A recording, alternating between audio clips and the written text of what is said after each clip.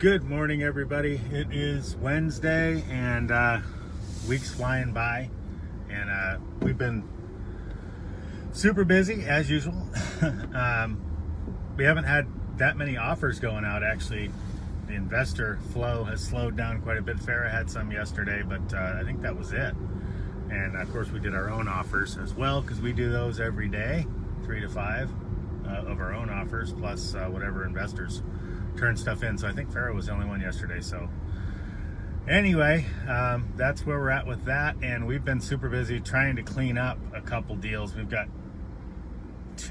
one especially that's a nightmare in title right now, and we thought we had everything cleared up yesterday. We finally got one of the mortgages documentation that we needed from the bank, which has taken weeks to get, and so we thought that was all cleared up, and now we're told that the ex-wife, who we're not in any communication with, of the seller, has to personally go into the bank to get this final piece of documentation. We need to get this title clear, and she's not willing to do that, or is not cooperating at all with her ex. So we're in a real pickle with that one. I don't know what we're gonna do.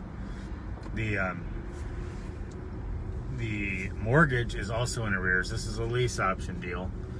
The mortgage is in arrears and continues to get in arrears because the seller's not paying the mortgage. We have a buyer tenant in the property already who's on a separate rent agreement month to month right now, and we still haven't done February for her. So it's a huge mess. I can't even begin to tell you the nightmare. It's taking up all my time. So if it wasn't for the fact that we have the buyer already in the house, and I feel an obligation to her, although legally, I don't have any, but I feel like, I want to take care of her. I don't want to leave her in a lurch. That's the only reason I'm still messing with this thing at all. Otherwise, I would have walked away.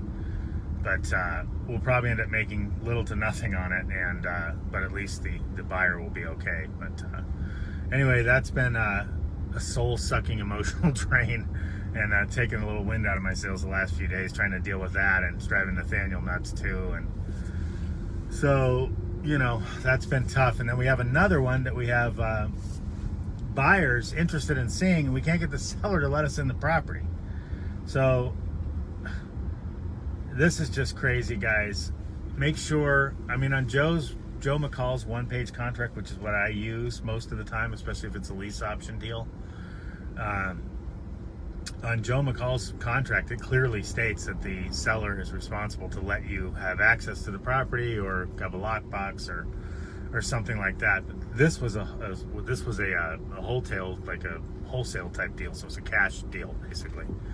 And she doesn't want to let us in the house unless she's there, and her schedule is very limited.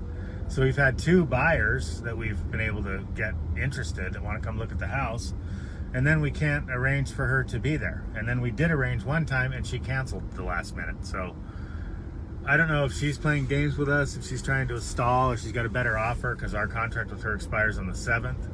She initially needed an extra week to get out of the house, which she told us after we did the contract. We gave that to her, but she's gotten a little bit hostile now, and is very difficult for us to get a hold of. So I'm wondering if she doesn't have a better offer from somebody.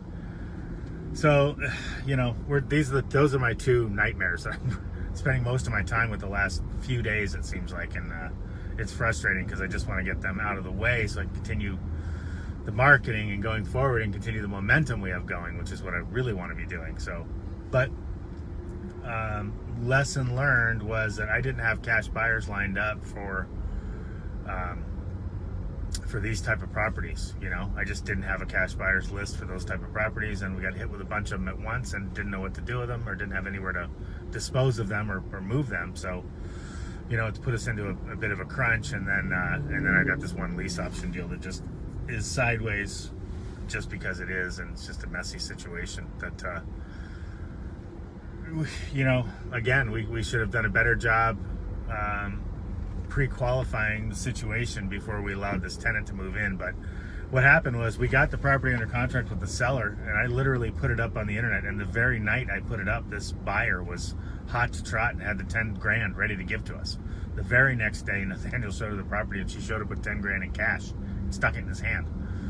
if she could move in right away. So, you know, what are we going to do? We wanted to sell it, you know, and so we took the money, took it to the title company, and it's been there ever since for 2 months now while we deal with these title issues and all this other stuff with this property. So, guys, don't let people move in until you have all the information, and, you know, don't get too excited and make a dumb rookie mistake and let somebody move in. And now I feel morally obligated, although I'm not legally obligated.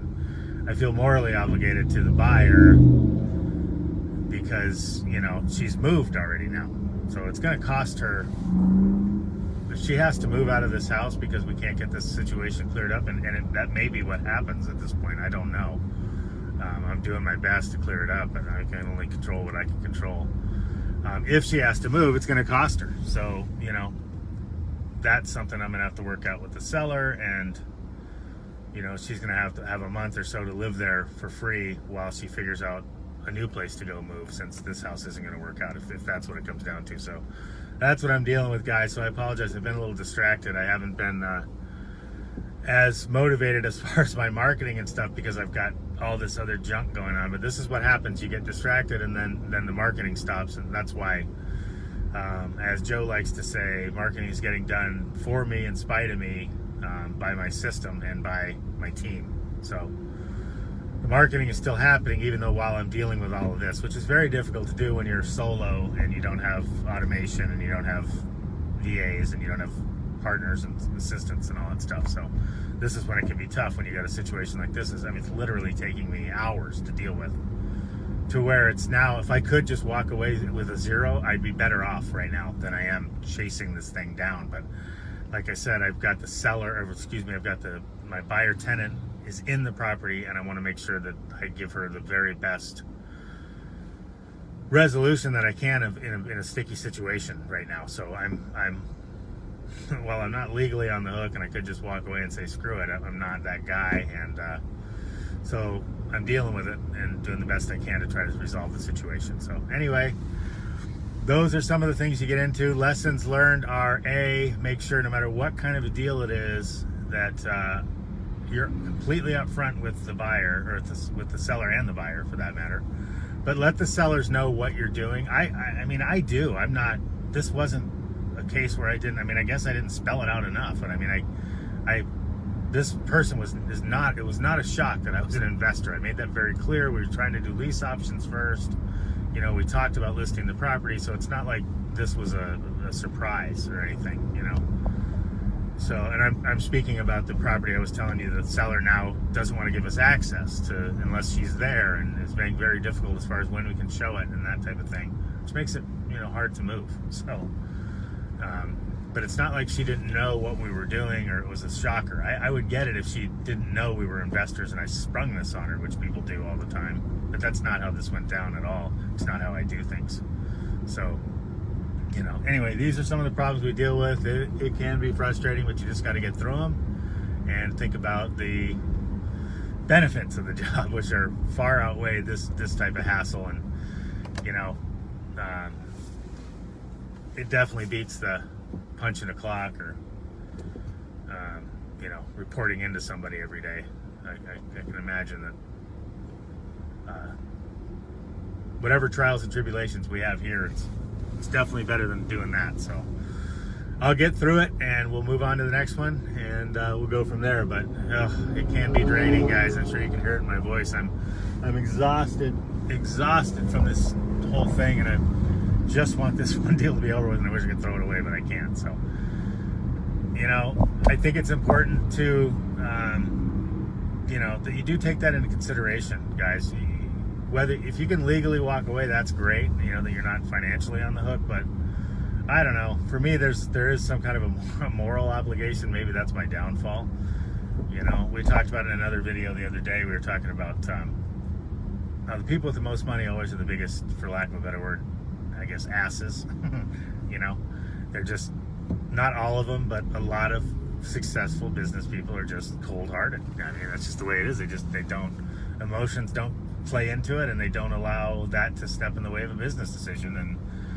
And to some of us, you know, that's just not possible. You know what I mean? I just can't I cannot, in good conscience, walk away from a situation where I have not done everything I can to, you know, not screw somebody else over. I don't know a better way to put that, but I need to know in my heart of hearts that in the deal I did the best I could to make sure it was clean. It doesn't always work out, and you know, things aren't, I can't always control the weather, but if I can control it, I like to make sure that I'm doing it in an up and up manner, and I'm not a shady guy. And you know, for 52 years I've been telling myself that someday that's going to pay off, and you know, karma and blah blah blah. It hasn't happened for me yet, but you know, in the way of riches anyway. But I mean, I've got healthy kids, and they're both adults now, and so I've been blessed in many ways besides the riches that I'm working on right now. The riches are coming, and that's what we're doing this year for. And so that's my motivational speech to myself to get through another day of dealing with this title, which I'm ready to wring out and strangle. But unfortunately, I've got to get through it, so that's what'll be my day today. And I could have avoided this, and I could have easily been out of this deal had I not jumped the gun and been too eager with the tenant. So that's really what the whole long-winded lament and story is about for you guys, is don't get too eager and jump the gun and make a decision that now has me, you know, morally hogtied and stuck in this deal that I could have just walked away from a long time ago and saved myself and Nathaniel a lot of headaches and heartache. And we're eventually probably going to end up with nothing in this deal, even if we get it all resolved. So it's definitely a lesson learned. And lesson number 2 is on this other deal: spell it out, scream it out, put it in a big sign, make it extremely clear to your sellers, whether it's a lease option or a cash deal, that you are going to need a lockbox or a key, and you're going to need unfettered access to the property in order to be able to live up to your end of the story as far as getting a lease option in place or getting the property dispositioned in a sale. And you just need to set that precedent early, or tell them, look, if you need to be there for every showing and all that stuff, that's your prerogative, but let's just understand it's probably going to take me twice as long. So I need, you know, 30 days or 60 days to do my due diligence rather than 15 or 30. You know, I needed more time if you're going to limit when I can show it, and that's your prerogative, and no worries. But I just want to be upfront with you and tell you that's gonna you know, limit what I can do as well. So most of the people I'm trying to sell the property to, if you're dealing with a cash deal, you're going to tell her, you know, most of the people I'm trying to sell the property to are professional investors. I mean, these are people, this is what they do for a living, so they're not waiting to get off work to go look at a property at 6 o'clock at night. You know, they want to you know, get business done during business hours. That's their working hours, so it's kind of hard for me to get them to come on weekends and after hours. But anyway, that's something you can tell them. Okay, guys, that's a long-winded spiel. I needed to vent. You know, that was my therapy session, talking to you guys. Hopefully that will give me the energy to peruse this and chase this thing down for another day and just try to get rid of it somehow get out of it, be done with it without crushing our moral sensibilities. So that's my game plan for today, along with continuing our marketing, continuing building our cash buyers list. Those are the things we're working on. All right, everybody, have a great day, and I will talk to you next time. Bye.